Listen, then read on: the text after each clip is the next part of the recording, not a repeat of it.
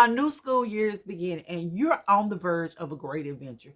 Whether this is your first year teaching, your second year teaching, your fifth year teaching, or your 10th, there are some things that you need to make sure that you do so that you are covered by the end of the school year.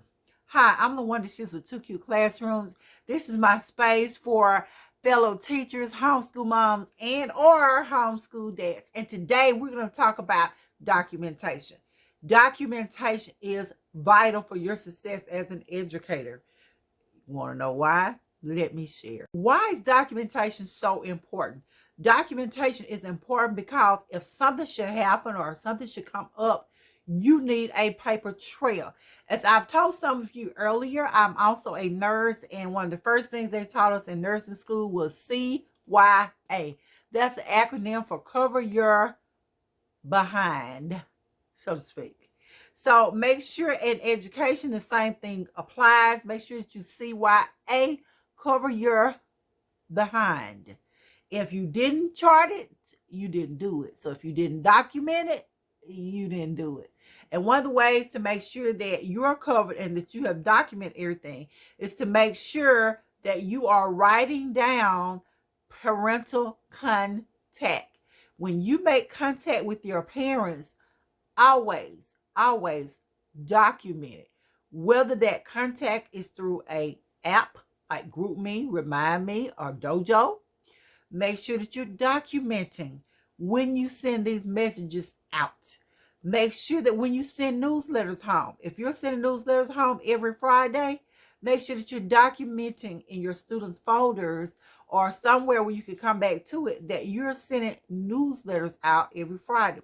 If you're sending your students' work home for your parents to look at, for them to sign, be sure to keep copies of that work, especially if your student is failing. Make sure that you require the parents to sign said work and return it to you. If they want to keep said work, then of course, like I said, you do the copies, but make sure that it's signed, and after a week or two, then you can return the original to them. But always ensure that you have documentation that you sent this child's work home. If you call your parents, be sure that you document that you called them.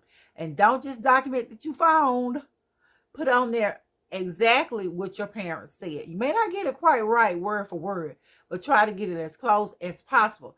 Because if something should happen, if something should come up, you need to be able to verify that you did this. And parental contact is a must. You must not attempt to retain a student at any point without having made parental contact. Make sure you've contacted your parents first. Make sure that you've explained to them what is going on, and make sure that you have written this down. A way to keep up with the parental contact is to keep a parent log.